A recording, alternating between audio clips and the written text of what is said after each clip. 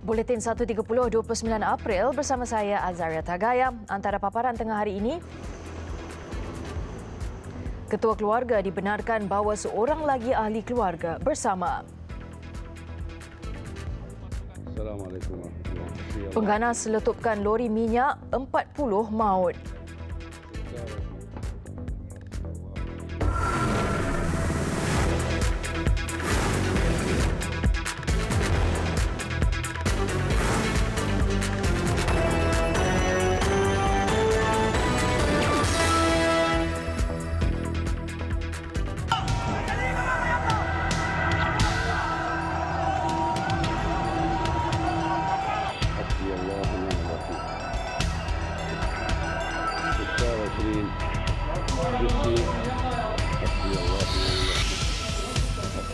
حطوا على جنب يا اخي، حطوا على جنب. شو صار العدد؟ 34.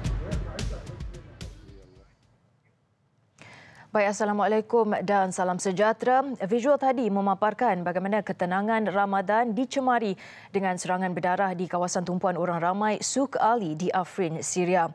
Sekurang-kurangnya 40 maut termasuk 11 kanak-kanak dan puluhan yang lain turut cedera. Dalam kejadian pada tengah hari semalam, serangan dibuat ketika orang ramai sedang berada di pasar berkenaan untuk membuat persiapan berbuka puasa.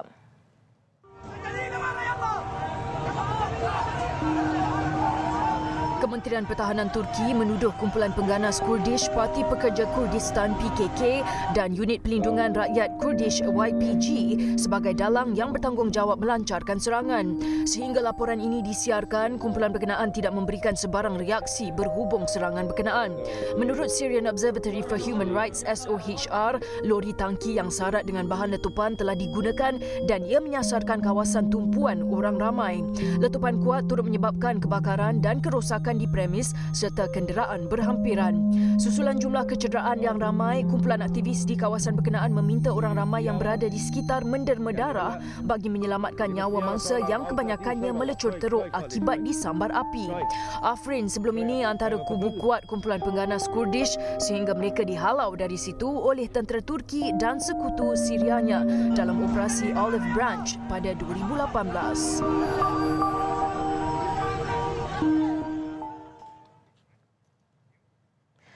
Ketua Keluarga yang keluar membeli makanan, ubat-ubatan atau barangan keperluan harian sepanjang tempoh Perintah Kawalan Pergerakan PKP Fasa 4 yang bermula hari ini, kini dibenarkan membawa seorang lagi ahli keluarga bersama. Kebenaran itu berdasarkan kemaskini Peraturan-Peraturan Pencegahan dan Pengawalan Penyakit Berjangkit langkah-langkah di dalam kawasan tempatan jangkitan 2020 di bawah Akta Pencegahan dan Pengawalan Penyakit Berjangkit 1988 yang diwartakan semalam.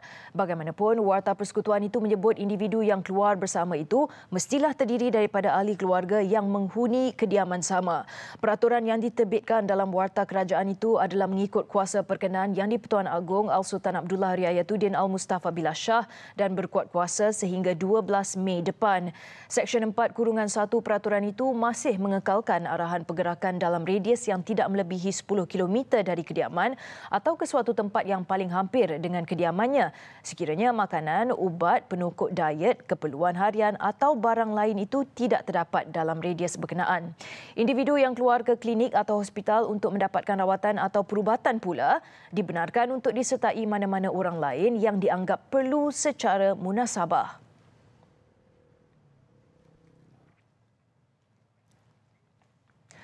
Penumpang bas ekspres Bintang Jaya dari Kuching ke Bintulu pada 14 Mac lalu diminta tampil untuk membuat ujian saringan COVID-19 berikutan kemungkinan berlakunya jangkitan wabak berkenaan.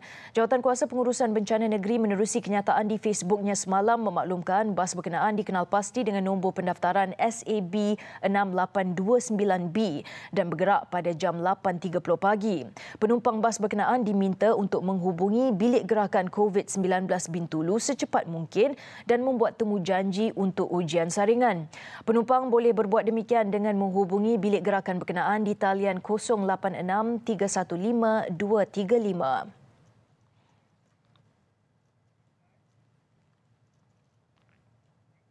Seramai 30 pelajar Universiti Utara Malaysia antara kumpulan pertama pelajar dari Zon Utara yang dibenarkan pulang ke kampung setelah lebih 40 hari berada dalam kampus. Penghantaran pelajar ini adalah yang kedua selepas penghantaran dari Zon Tengah ke Utara semalam. Timbalan Naib Chancellor Hal Ehwal Pelajar dan Alumni UUM Profesor Madya Hendrik Lamsali berkata sebanyak 5 buah bas digunakan bagi menghantar pelajar ke destinasi masing-masing melibatkan kawasan Hulu Selangor, Gombak dan Sabak Bernam. Untuk pergerakan kali ini juga kita menggunakan konsep perkongsian pintar yang mana pelajar-pelajar kita menaiki bas yang disediakan oleh rakan-rakan IPT lain daripada Zon Tengah. Jadi pergerakan Zon Tengah sampai pagi tadi daripada Zon Tengah ke Utara. So sekarang ni pelajar-pelajar kita menumpang bas-bas daripada Zon Tengah untuk balik ke Zon Tengah. UUM turut mengambil langkah-langkah keselamatan sebelum, semasa dan selepas yang telah ditetapkan seperti pemeriksaan suhu badan selain saringan kesihatan oleh Pusat Kesihatan Universiti sebelum menghantar pelajar pulang dengan selamat. Mereka sangat gembira sebab saya dah sebulan lebih kat sini. Saya bersyukurlah dapat balik. Saya nak terima kasihlah kepada pihak UUM dan pihak kerajaan kerana telah membenarkan pelajar IPT pulang ke rumah kerana dah lama kat sini, dan terima kasih banyak-banyak. Okey, untuk kawan-kawan saya yang balik juga pada malam ni, jagalah kesihatan anda. Bukan anda saja, kesihatan untuk family anda juga. Sama-samalah kita menjaga kesihatan untuk melahirkan masyarakat yang lebih sihat dan bebas daripada penyakit COVID-19 inilah, insya-Allah. Selain pelajar UUM, terdapat 4 pelajar Politeknik Sultan Abdul Halim Muazzam Shah turut dihantar pulang ke kampung masing-masing memandangkan UUM merupakan ketua Zon Utara yang merancang, menyelaras dan mengurus penghantaran pulang pelajar dari zon itu. Suasana hambar pada bulan Ramadan menyelubungi penduduk Bandar Baru Ibrahim Majid di Simpang Renggam, Johor, tatkala diuji saat getir berdepan pandemik COVID-19. Ada yang kehilangan ahli keluarga, ada yang terpaksa menempuh Ramadan bersendirian berikutan arahan kuarantin. Semuanya dihadapi dengan tabah sementara menunggu Perintah Kawalan Pergerakan Diperketatkan PKPD yang berkuat kuasa sejak 26 Mac lalu berakhir. Anidah Basri, 51 tahun berkata, pemergian bapa tersayang akibat COVID-19 pada 14 April lalu satu tamparan hebat buat keluarganya. Lebih memilukan, tiada seorang ahli keluarga dibenarkan mengiringi jenazah bapa ketika pengebumiannya. Katanya, bapa Basri Rakob, 81 tahun, dikuarantin di Hospital Permai Johor sebelum dimasukkan ke Hospital Encik Besar Haja Kalsum Kluang 20 Mac lalu.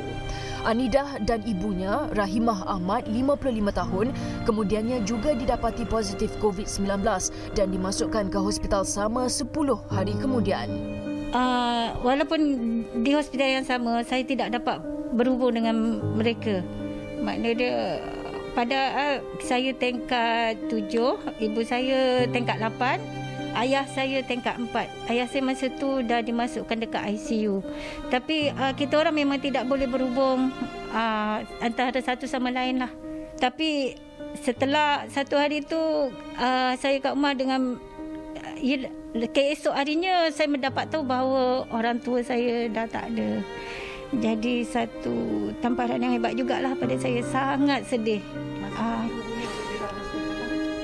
Masa tu kita dimaklumkan oleh pihak hospital lah yang bahawa orang tua saya dah tak ada. Meskipun dia dan ibunya sudah pulih daripada COVID-19, keperitan lebih dirasai berikutan kehilangan orang tersayang. Tambahnya, hanya Allah yang memahami perasaan diri dan keluarganya. Namun reda dengan dugaan yang dihadapi, terutama dalam bulan Ramadan. Bagi Isnin Sadali pula, walaupun bersyukur setelah disahkan bebas COVID-19 selepas hampir sebulan bertarung nyawa, sambutan Ramadan tetap sunyi tanpa isteri di sisi. Isterinya, Montamah Abdul Ghani, 63 tahun, masih menjalani tempoh kuarantin di Hospital Encik Besar Haja Kalsum Kluang setelah didapati positif 6 April lalu.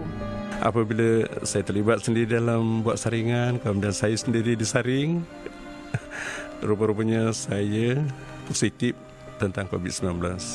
Jadi atas dasar yang tu, pada 24 hari bulan yang lepas, 24 Mac dan 25 Mac Maghrib, saya dapat telefon daripada KKM, Dr. Lina, daripada Hospital Keluang, nyatakan saya positif COVID-19. Masya Allah. Jadi atas pengalaman sendiri dari COVID-19, rupa-rupanya dalam pada saya kat sana isteri saya pun terlibat juga. Bila dia buat saringan, dia juga terlibat positif COVID-19. Alhamdulillah dibawa ke hospital sehingga sekarang ni belum balik. Dia yang menyambut Ramadan bersendirian kerana masih dalam proses kuarantin turut bersyukur kerana mempunyai jiran yang prihatin menghantar juadah berbuka puasa kepadanya. Walaupun terkesan dengan penularan COVID-19, Isnin mengakui hubungannya bersama keluarga serta jiran tetangga bertambah erat. Pengendali pelabuhan seluruh negara diarah membenarkan syarikat yang mendapat kelulusan Kementerian Perdagangan Antarabangsa dan Industri MITI untuk meneruskan aktiviti import dan ekspor bermula hari ini. Dalam satu kenyataan, Menteri Pengangkutan Datuk Sri Wika Siong berkata, ia selari dengan keputusan kerajaan sektor ekonomi dibenarkan beroperasi bagi memulihkan sistem rantaian bekalan barangan dan perkhidmatan selepas terjejas akibat pandemik COVID-19. Katanya syarikat yang mendapat kelulusan beroperasi haruslah mematuhi garis panduan ketat demi menjamin kesihatan dan keselamatan pekerja seperti mempraktikkan jarak sosial dan menitik beratkan soal kebersihan. Malah kerajaan akan terus memantau perkembangan pandemik COVID-19 untuk menentukan sama ada membenarkan penyambungan semula semua sektor ekonomi dan subsektor lain mengikut ketetapan MKN.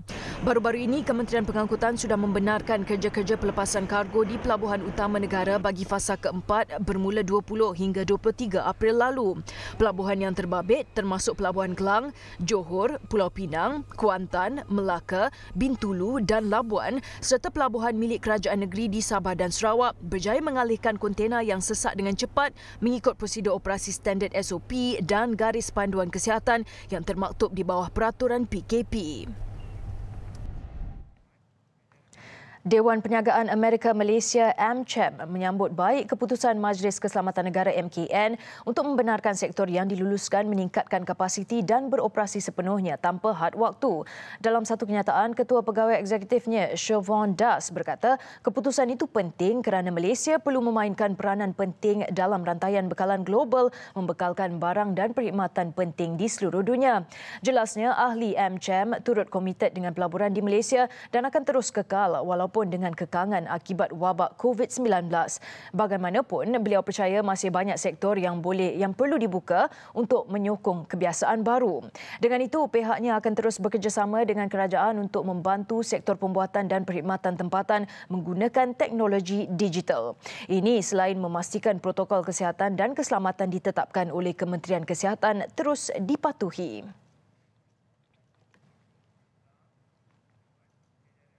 Dalam perkembangan sama, Persekutuan Pekilang-Pekilang Malaysia FMM turut senada menyokong keputusan dibuat kerajaan semalam.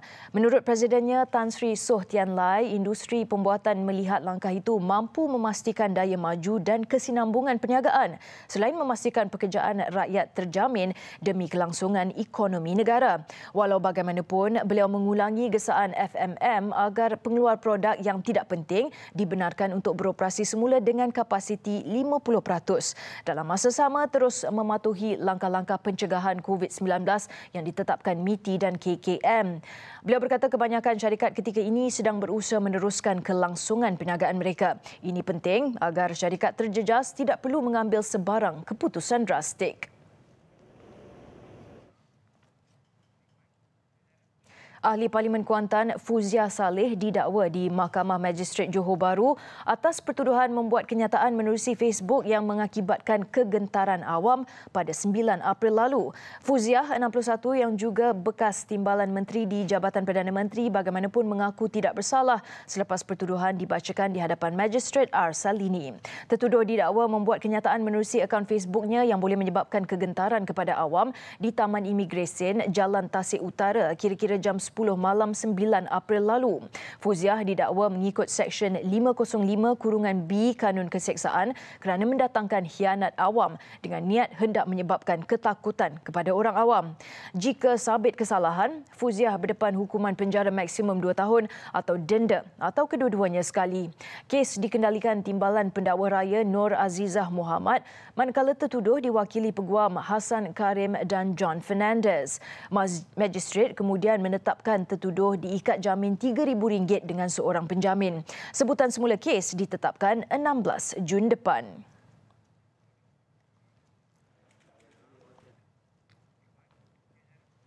154 individu yang ditahan dalam serbuan di sebuah kawasan penempatan haram di Ulu Rening, Batang Kali, Hulu Selangor semalam dituduh di mahkamah hari ini kerana melanggar Perintah Kawalan Pergerakan PKP. Dalam satu kenyataan, Ketua Jabatan Siasatan Jenayah Selangor, Datuk Fazil Ahmad berkata, pertuduhan dibuat di Mahkamah Kuala Kubu Baru pagi tadi. Kesemua mereka dituduh mengikut Seksyen 6 Kurungan 1 Peraturan-Peraturan Pencegahan dan Pengawalan Penyakit Berjangkit, langkah-langkah di dalam kawasan tempatan jangkitan 2020. Semalam, polis menahan 238 individu termasuk bayi dalam serbuan di kawasan penempatan haram yang juga kawasan hutan baru di Teroka yang dibuat penempatan sementara. Dalam serbuan kira-kira jam 5 petang itu, mereka yang ditahan terdiri daripada 76 lelaki dan 77 wanita, manakala bakinya kanak-kanak dan bayi. Siasatan awal polis mendapati mereka yang ditahan itu mendakwa sebagai ahli pertubuhan Dewan Perkasa Ekonomi Islam Nusantara. Siasatan turut mendapati beberapa suspek berhijrah dari Kelantan, Pahang dan Perak untuk menetap di kawasan itu secara sementara. Kesemua yang ditahan kemudian dibawa ke Dewan Serbaguna dan Kompleks Sukan Daerah Hulu Selangor untuk proses dokumentasi dan siasatan lanjut.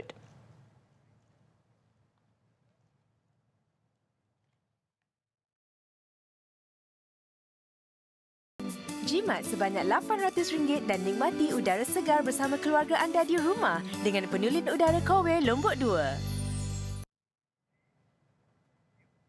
Kembali dengan laporan antarabangsa, Majlis Keselamatan Pertubuhan Bangsa-Bangsa Bersatu PBB merancang melaksanakan tempoh bertenang selama 90 hari terhadap semua konflik kemanusiaan sebagai usaha bersama memerangi pandemik COVID-19. Versi awal draft berkenaan minggu lalu yang dihasilkan bersama Perancis dan Tunisia meminta tempoh rehat selama 3 bulan. Ia termasuk gesaan untuk menghentikan keganasan di semua negara serta meningkatkan kerjasama antarabangsa dalam memerangi wabak itu. Langkah itu selari dengan objektif bagi memastikan semua bantuan kemanusiaan atau perkhidmatan seumpamanya dapat disalurkan dengan lancar dan selamat. Setiausaha Agung PBB Antonio Guterres pada 23 Mac lalu mendesak gencatan senjata diadakan segera di seluruh dunia. Draft baru resolusi berkenaan bagaimanapun hanya mencakupi negara yang berada di bawah pemantauan rapi SC PBB antaranya Syria, Yaman, Afghanistan, Mali dan Sudan. Beberapa usaha dapat dilihat berlaku selepas gesaan oleh Guterres, walaupun beberapa bulan selepas itu keganasan semakin meningkat di Yaman, Libya dan Selatan Sudan. Kes positif COVID-19 di seluruh dunia terus meningkat dengan jumlah kumulatif melepasi 3.1 juta orang. Manakala kes positif di Amerika Syarikat tidak menunjukkan tanda-tanda akan reda apabila jumlah keseluruhannya terus melepasi 1 juta orang. Dalam tempoh 24 jam, 7 negara kini mempunyai angka positif melebihi 100,000 kes dengan Sepanyol kekal kedua tertinggi antara negara di seluruh dunia dengan 232,128 kes.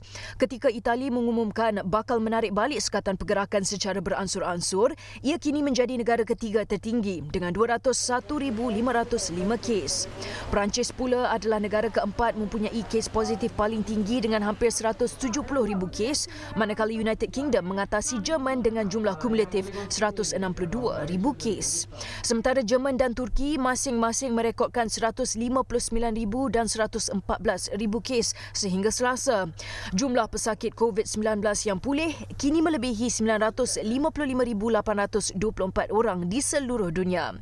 Sementara itu, angka kematian akibat COVID-19 di seluruh dunia mencatatkan peningkatan 6,000 kes dalam tempoh 24 jam. Presiden Abdel Fattah El-Sisi melanjutkan darurat di seluruh Mesir selama 3 bulan lagi. Bagaimanapun, perintah berkurung itu akan bermula pada jam 9 malam hingga 6 pagi berbanding sebelum ini dari 8 malam sehingga jam 6 pagi. Sekolah, universiti, masjid dan kawasan pelancongan masih ditutup. El-Sisi berkata aspek kesihatan dan keselamatan Mesir kini dalam keadaan berbahaya. Darurat membolehkan pihak berkuasa mengambil langkah-langkah pencegahan lebih ketat termasuk merujuk suspek keganasan ke Mahkamah Keselamatan menguatkuasakan perintah berkurung dan menapis laporan akhbar. Kementerian Kesihatan dan Penduduk Mesir mengesahkan 20 lagi kematian akibat COVID-19 menjadikan keseluruhan seramai 337 orang.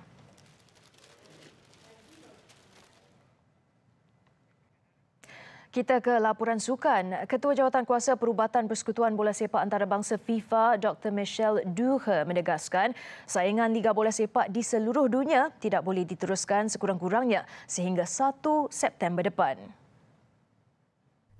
Sambil mengakui pandemik ini merupakan situasi paling dramatik sejak Perang Dunia Kedua, Dr. Duhe menggesa kepada semua pihak supaya jangan memandang mudah perkara ini dan bersikap realistik.